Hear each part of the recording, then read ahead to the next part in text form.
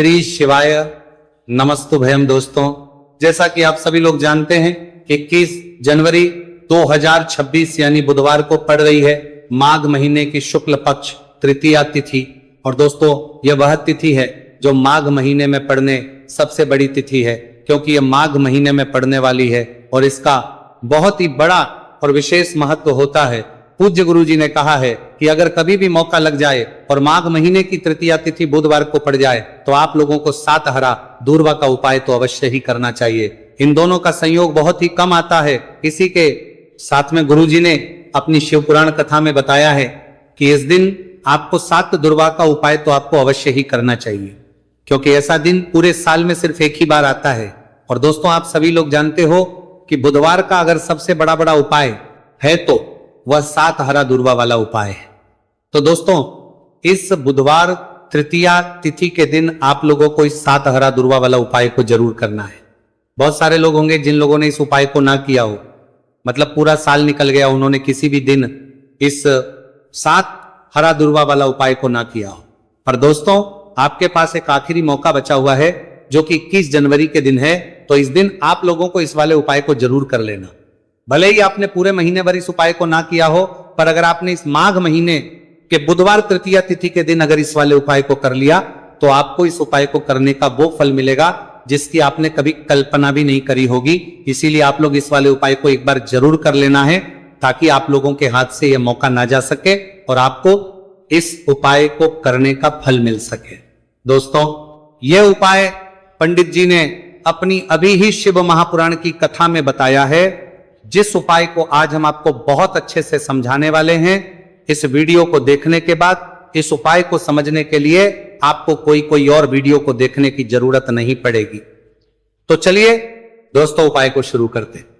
देखिए, ये इस माघ महीने के बुधवार तृतीया तिथि के दिन ये इतना खास होता है, इतना महत्वपूर्ण होता है। देखा गया है कभी कभी बड़े बड़े पूजा पाठ अनुष्ठान से जो मनोकामना पूर्ण नहीं होते, वो माघ महीने के बुधवार के तरफ से बुधवार तृतीया तिथि के दिन एक छोटे से उपाय करने से ही आपकी मनोकामना पूर्ण हो जाती है। और बहुत सारे लोगों ने इस उपाय को किया भी है और उनको इस उपाय को करने का फल भी जरूर मिला है। अगर आप लोग भी इस उपाय को करना चाहते हैं तो आप इस उपाय को पहले अच्छे से समझ लेना, सुन लेना, उसके बाद करना। आपको इस उपाय का फल जरूरी, और इस उपाय को कर लेने से आपके घर में चाहे किसी भी प्रकार की दुख और समस्या क्यों ना चल रही हो, आपको उसका कारण भी नहीं पता है कि भाई ये समस्या किस कारण से चल रही है, उसका कुछ भी कारण हो सकता है। जैसे इसे पितृदोष हो सकता है या किसी भी तरह का मंगल दोष भी हो सकता है। तो इस दिन आप लोगों को ये वाला उपाय कर लेना है। ये एक ऐसा उपाय है जिस उपाय को अगर किसी विशेष दिन पर किया जाए तो भाई उस विशेष दिन का जो है वह तो मिलता ही मिलता है। पर हमने उस दिन पर इस उपाय को किया है तो हमें उससे भी बड़ा फल मिलता है, और फल बहुत जल्दी मिलता है, क्योंकि आप इस उपाय को बहुत ही बड़े और विशेष दिन पर कर रहे हो। तो चलिए अब उपाय के बारे में बात करते हैं। लेकिन उससे पहले आप लोगों को यह जानना आवश्यक है कि आखिर ये उपाय किस समय करना है, किसको करना है और कैसे करना है। तो चलिए हम आगे आपको वीडियो में एक एक करके बता देते हैं। उससे पहले अगर आप लोग हमारे चैनल पर पहली बार हैं तो हमारे चैनल को सब्सक्राइब करना ना भूलें, और अगर आपके पास कोई सवाल है तो आप हमें कमेंट बॉक्स में बता सकते हैं।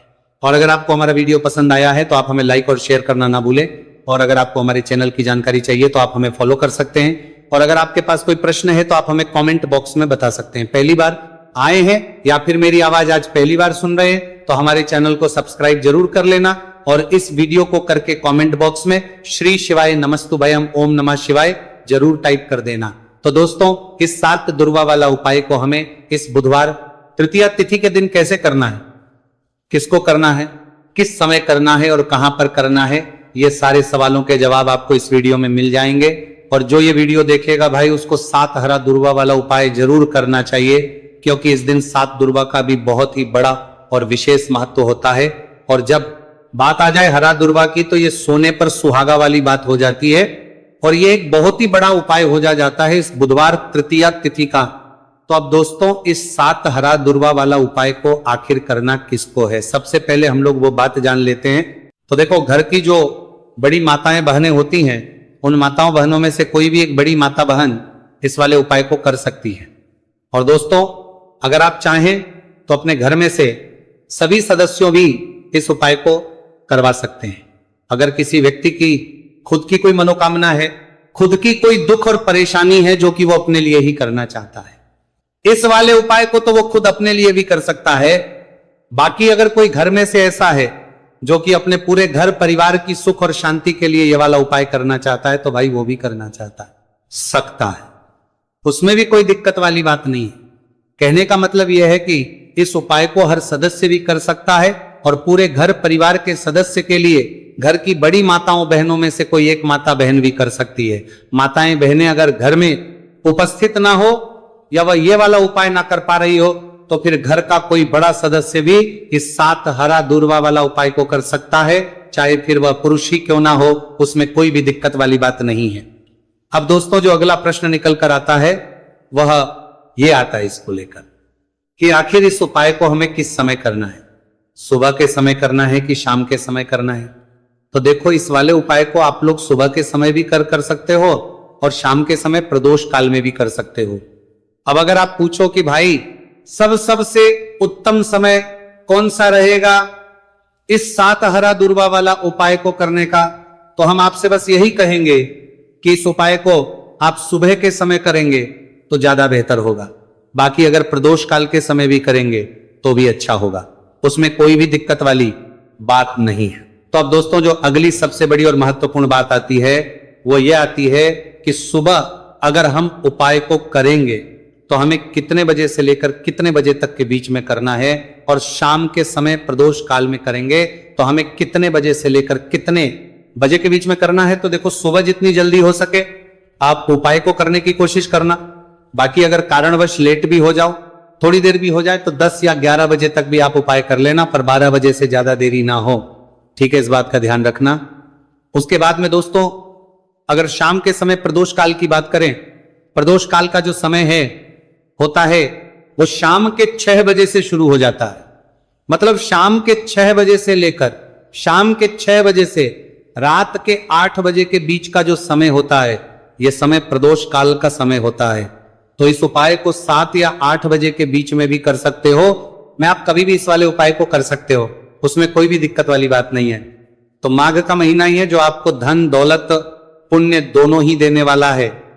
माघ के महीने में तुलसी का पूजन करके श्री हरि विष्णु से जुड़े हुए कुछ उपाय करके आप अपने जीवन की निर्धनता, धन से जुड़ी समस्याएं, कर्जे से जुड़ी समस्याओं को हमेशा के लिए दूर कर सकते हैं।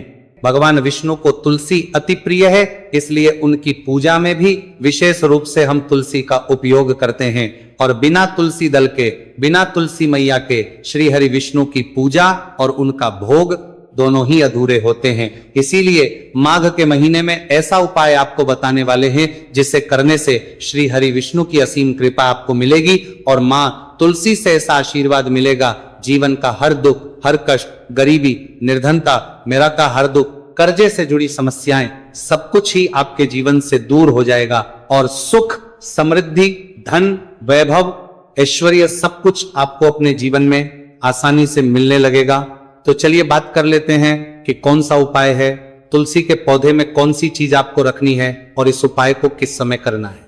देखिए, सबसे पहले तो आपको बता दें कि अगर आपके घर में तुलसी का पौधा नहीं है तो माघ के महीने में एक तुलसी का पौधा अपने घर में लाकर जरूर लगाए, क्योंकि माघ के महीने में जो लोग अपने घर में तुलसी जी का पौधा लाकर लगाते हैं, माँ तुलसी का पूजन करते हैं, कभी भी माँ तुलसी उनके घर में निर्धनता नहीं रुकने देती है। हमेशा उनके घर में धन की वृद्धि होती है, धन की वर्षा होती है।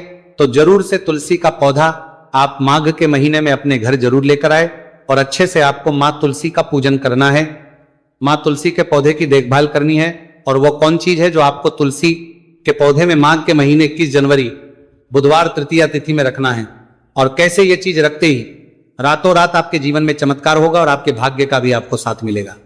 तो देखिए, इस वीडियो में जितने भी उपाय हम आपको बताएंगे सभी उपाय सरल है। देखो, गुरुजी ने कहा है कि बुधवार के दिन आपको 7 हरा दूर्वा वाला उपाय तो अवश्य ही करना चाहिए। वीडियो के अंतिम में आपको उपाय बताया है, आपको करना है। देखो, आगे बढ़ने से पहले वीडियो को एक लाइक जरूर करें। देखो, सबसे पहला उपाय, यदि आपके जीवन में कर्जा बहुत अधिक है, आपके जीवन में संकट बहुत अधिक रहते हैं, आपके ऊपर बहुत अधिक विपदा आ रही है, बार बार आपको अपने व्यापार में और अपने धन में हानि देखने को मिल रही है, यानी कि आपको प्रत्येक कार्य में हानि हो रही है, तो आपको यह उपाय करना चाहिए। इस उपाय को करने के लिए आपको दो चीजों की आवश्यकता होगी।